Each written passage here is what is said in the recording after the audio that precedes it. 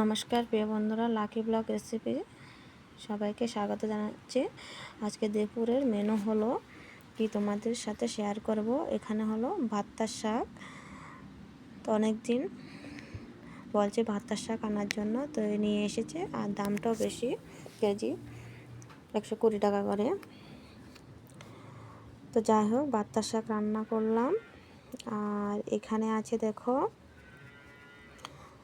লাল শাক, সাথে লাল শাক আছে, এখন রান্না করেছি। দেখো ধোঁয়া হচ্ছে, গরম গরম নামিয়েছি।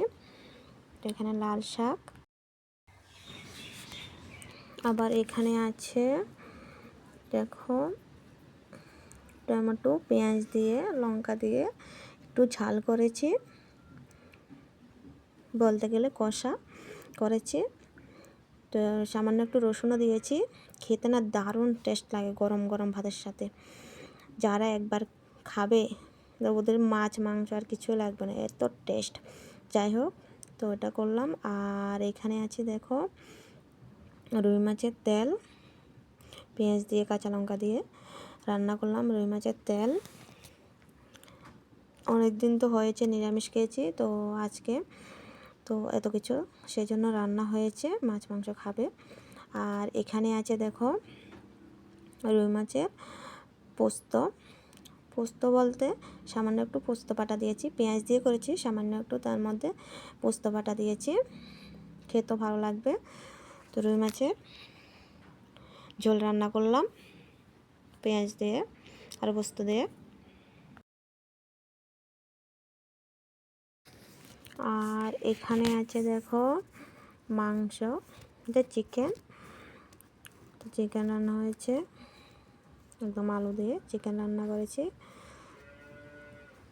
তো আজকে অনেকগুলো রান্না হয়েছে। আর ছোটো ছোটো কলি পেঁয়াজ, যাকে বলে কলি পেঁয়াজ, ওগুলো দিয়েছি। আর খেতে ওগুলো দারুণ লাগে।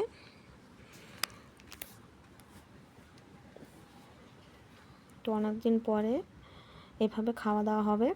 তাদের নিরামিষ খেতে খেতে মানে কি বলবো, সবাই বিরক্ত হয়ে গেছে। তো যাই হোক, কিছু করার নেই।